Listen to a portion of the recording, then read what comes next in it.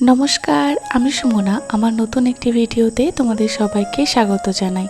কেমন আছো তোমরা সবাই? আশা করি তোমরা সবাই খুব ভালো আছো, আর আমিও খুব ভালো আছি। আচ্ছা বলো তো, এখন ঘড়ির কাঁটায় ঠিক কটা বাজছে? দেখে তোমাদের কি মনে হচ্ছে বলো তো? আসলে ঠিক সময়টা ঠিক বোঝার উপায় নেই, কারণ এখন যেহেতু গ্রীষ্মকাল, তাই ভোরের আলো কিন্তু অনেক আগে থেকেই উঠে যায়।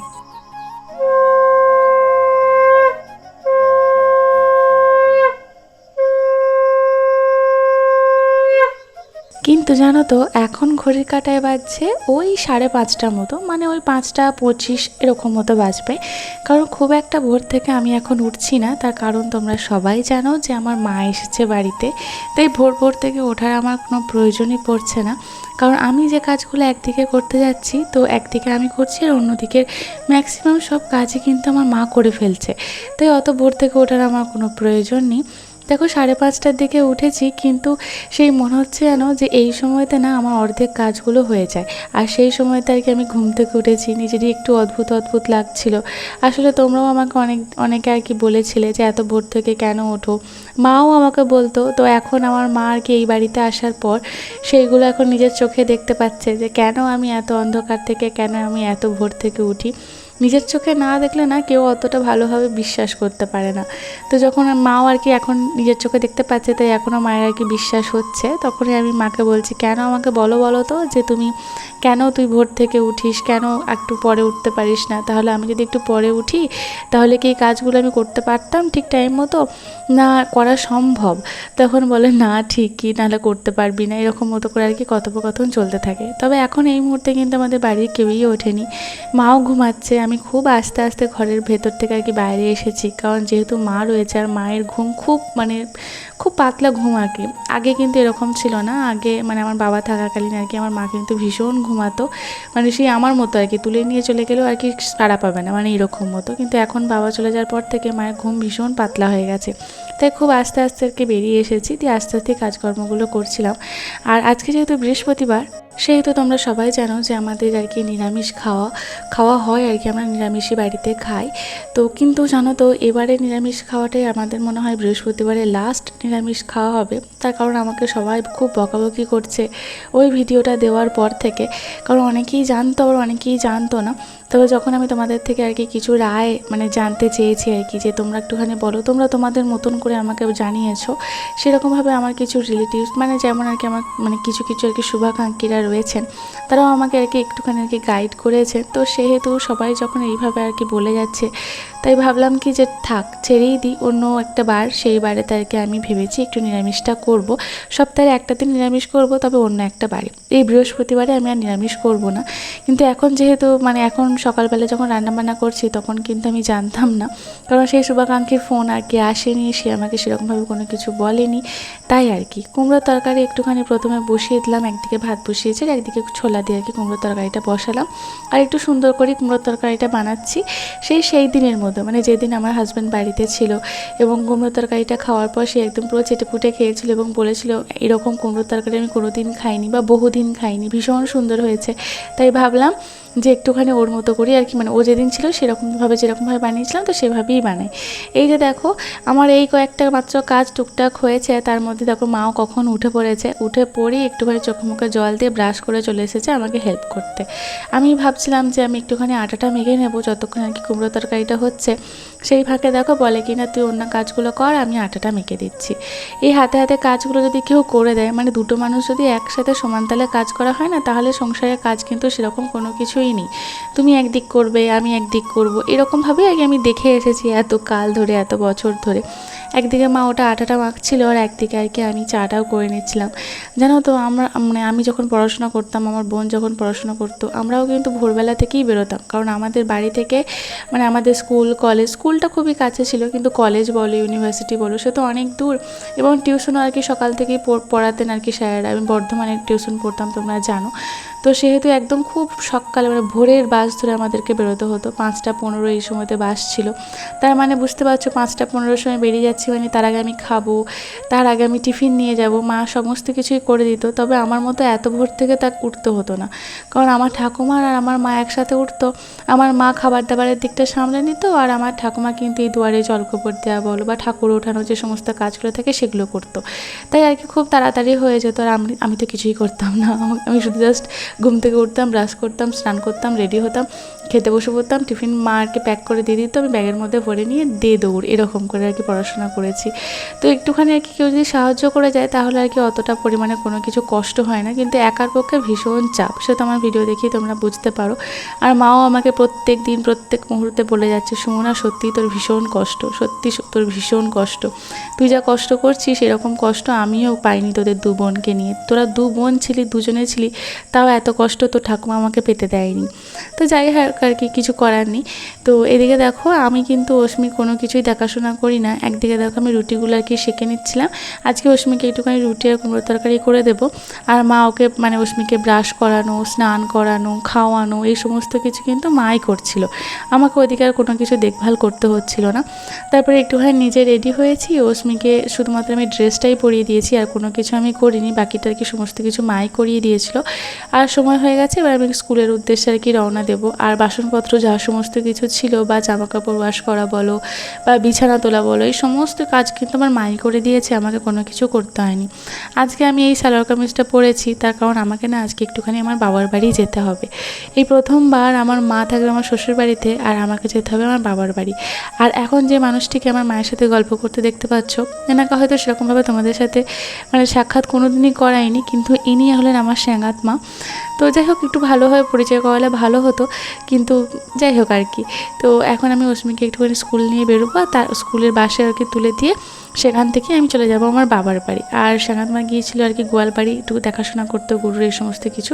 তো তখন আর কি রাস্তায় যেতে যেতে মায়ের সাথে আর কি দেখা হয়ে যায়, তো সেখানেই একটুখানি দাঁড়িয়ে আর কি গল্প করছিল।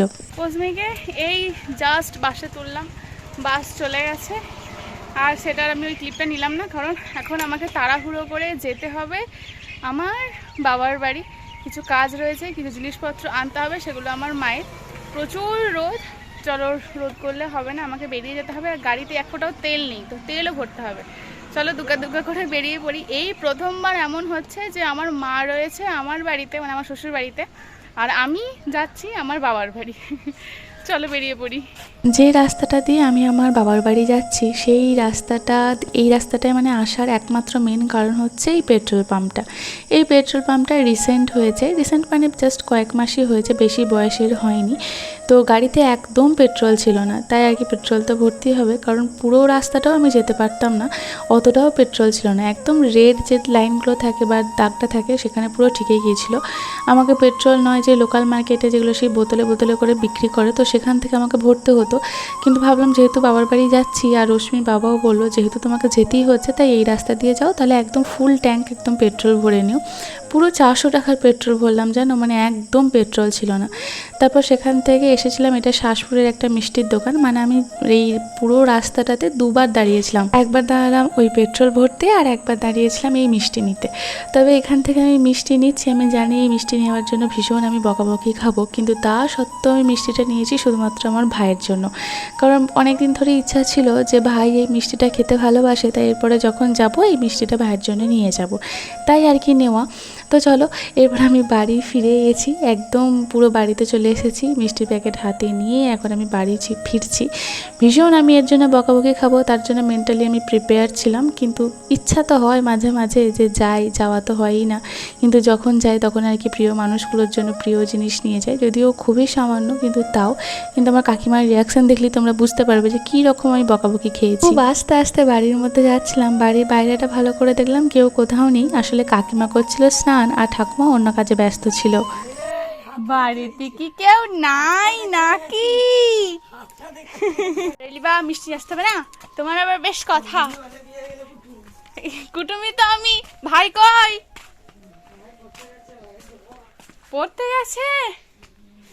আমি কোথায় ভাইয়ের জন্যই নিয়ে এলাম, এখনই আসবে।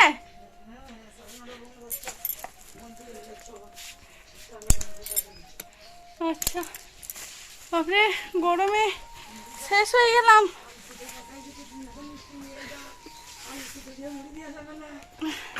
না, আমি কুটুম এসছি তার মতো বলে দিলাম। বাপরে গরম, আমি এক্ষুনি চলে যাব, কিন্তু তুমি সব মায়ের জিনিস বার করে দাও, আমি নেব আর যাব। পুরো ঘরটা পুরো ফাঁকা, কাকিমা তখন স্নান করছে আর কি। আর এই যে দেখো, কতদিন পর আমি আমার ঘরটাকে দেখছি, মনে হচ্ছিল মন প্রাণ ভরে শুধু আমার ঘরটাকে আমি দেখেই যাই। আর দূরে ওই যে দূরে একটা চায়না টাগর ফুলের গাছ, কত সুন্দর দেখো, একদম পুরো ঝাঁকড়া হয়ে রয়েছে আর ফুলে পুরো ভরে গেছে। পুরো ঘরটার পুরো শোভা দিচ্ছিল আমাদের এই মড়াইটা আর এই ফুলের গাছটা, এত সুন্দর দেখতে লাগছিল। আমার তো বাড়ি ঢোকার সাথে সাথেই এখানে তো আমার চোখটা আটকে গিয়েছিল। তারপর কিছুক্ষণ বসে বসে কাকিমার সাথে গল্প করছিলাম, তা করতে করতেই দেখি আমার ঠাকুমাও চলে এসেছে।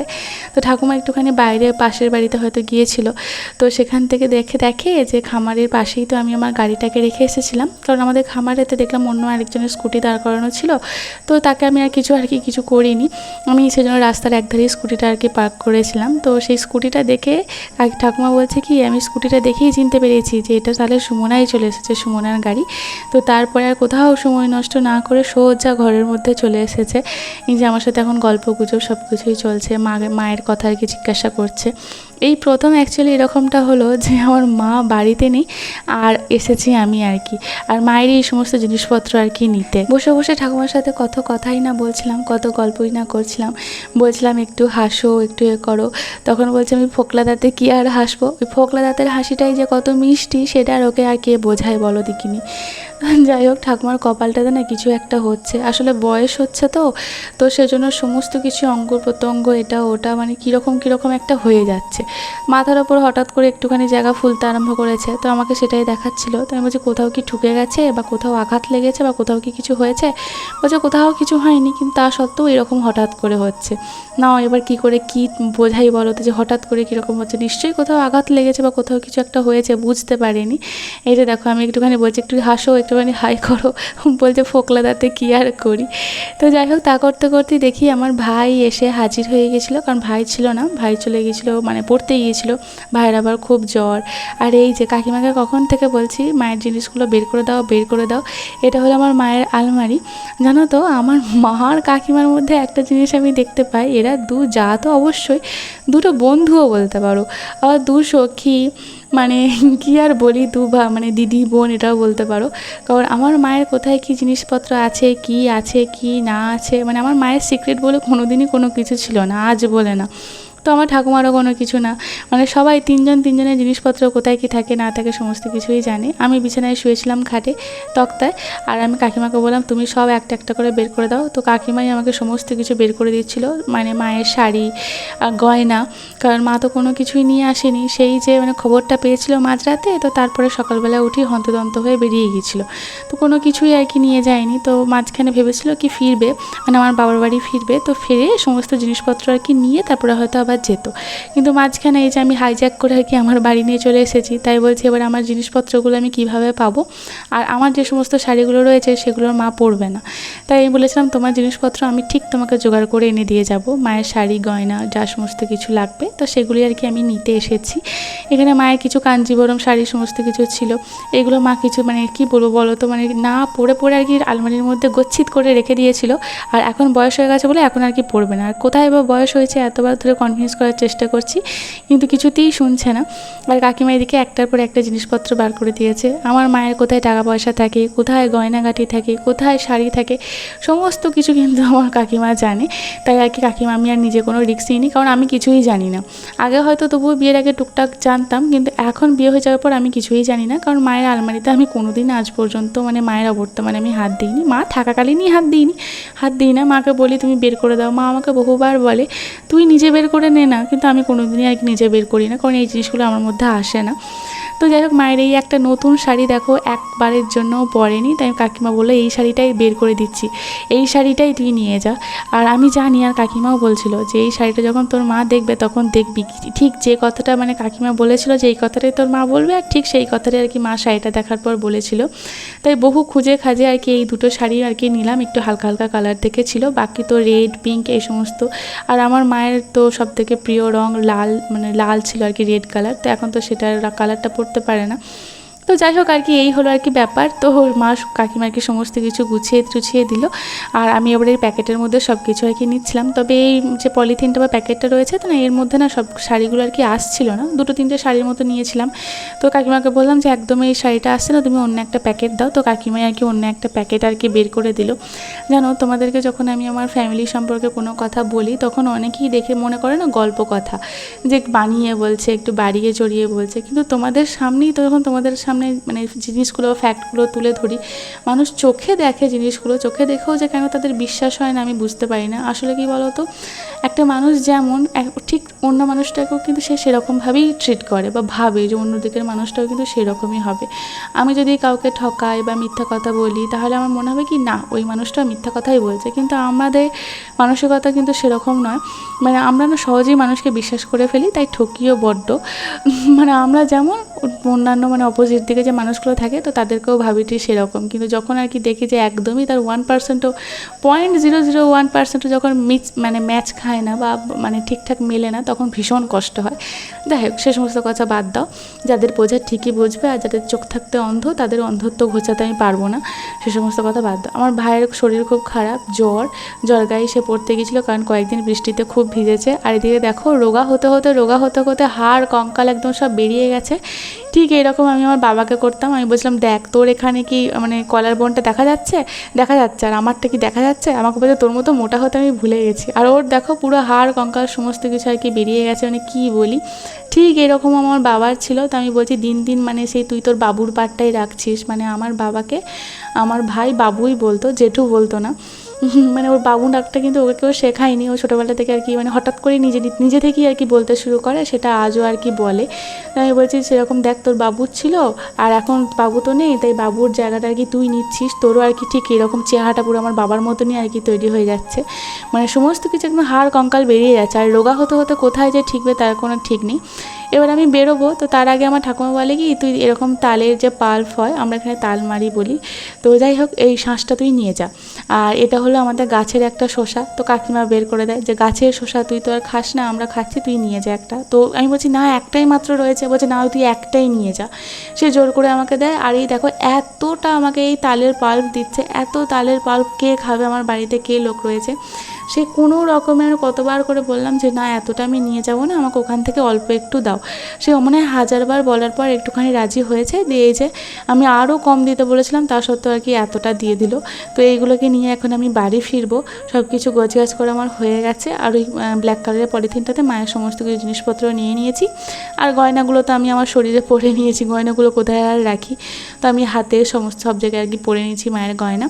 এরপর আমি বেরিয়ে যাব, মাত্র 1 ঘন্টা মতো ছিলাম, মানে ওই 9:30টার দিকে মানে এসেছিলাম, আর ওই 10:30, এখন 10:26 মতো বাজছে, এখন আমি বেরিয়ে যাব। ভেবেছিলাম আর একটুখানি থাকবো, তবে মাঝখানে আবার রশ্মির বাবাও ফোন করেছিল তাড়াতাড়ি বেরিয়ে পড়ো, কলকাতায় প্রচুর বৃষ্টি হচ্ছে। তবে আমাদের এখানে কিন্তু বৃষ্টি হয়নি, সারাদিনেও বৃষ্টি হয়নি, তো একটু মেঘলা মেঘলা মানে আকাশটা ছিল, তাই ভাবলাম যদি কলকাতায় বৃষ্টি হচ্ছে এখানেও যদি বৃষ্টি হয়, আমার তো না হয় রেনকোট রয়েছে, কিন্তু এই সমস্ত জিনিসপত্রগুলো ভিজে যাবে, তাই ভাবলাম আর বসে কাজ নেই, বা একদম বাড়িই চলে যাই। আর ওখানে আমার মা একা রয়েছে, আর ওই বিষাক্ত জায়গাতে আমার মাকে আমার একা রাখতেও মানে একটুখানি ঠিকঠাক মতো পাচ্ছিলাম আর কি, মানে মনে সাহস পাচ্ছিলাম না, তাই ভাবলাম ওকে ওই জায়গাতে একা রাখাটা ঠিক হবে না, যত তাড়াতাড়ি সম্ভব ওই জায়গায় আমি পৌঁছে গেলে সবথেকে বেটার হয়, তাই আর কি দুকা করে বেরিয়ে পড়া। আমার কাকিমা আমাকে দাঁড়াতে এসেছে, ঠাকুমাকে বললাম তোমাকে আর আসতে হবে না। আর এইখানে জানো তো আমাদের মানে যেখানে স্কুটিটা আমি এখন দাঁড়িয়ে রয়েছি কী জন্য, কারণ স্কুটির পিছনের চাকাটা একদম নালায় নেমে গেছে, ওটাকে ওখান থেকে তোলার ক্ষমতা আমার নেই, তাই ভাবলাম যে একটুখানি স্টার্ট দিয়ে ওকে তুলতে হবে। আর চাবিকাঠি খুঁজে পাচ্ছিলাম না, ব্যাগের মধ্যে ছিল, তাই আর কি গাড়িতে গিয়ে স্টার্ট দিয়ে তারপর আমি এগোলাম। তো মানে এইরকমভাবে বাবার বাড়ি আমি কবে এসেছি আমি জানি না। এই মনে হয় আমি বিয়ের পর জীবনে প্রথমবার এই 1 ঘন্টার জন্য আর কি আমি আমার বাবার বাড়ি এসেছিলাম। যদিও একটু থাকার প্ল্যান ছিল, কিন্তু যাই হোক বৃষ্টির কারণে অশ্বিন বাবার ফোনের কারণে আমাকে বেরিয়ে পড়তে হলো। তো চলো আজকের ভিডিওটা এই পর্যন্তই। তোমরা জানিও তোমাদের ভিডিওটা কীরকম লাগলো। যদি এই ভিডিওটার মধ্যে তোমাদের এতটুকু কিছু ভালো লেগে থাকে তাহলে প্লিজ ছেড়ে যাবার আগে আমার চ্যানেলটা সাবস্ক্রাইব করে দিও। এখানে জানো আমি টাটা করে দিয়েছি, এবারে বলে দাও আমার ফোনটা দাও, কারণ ভিডিওটা তোমার কাকিমাই করে দিয়েছিলো। তখন বলতে তুই টাটা করে দিয়েছিস মানে তোর সাথে কোনো সম্পর্ক নেই, ফোনটা আমার কাছে থাকবে। এই বেরোবার সময়তেও দেখো কাকিমা আমার সাথে খুনসুটি করে, কারণ আমাদের এরকম চলতেই থাকে, মানে মা কাকিমা বাবা কাকু মানে সবার মধ্যে আর কি এরকমই একটা বন্ডিং আমাদের রয়েছে। তো চলো এই ভিডিওটা এই পর্যন্তই এখানেই শেষ করছি। তোমরা খুব খুব খুব ভালো থেকো।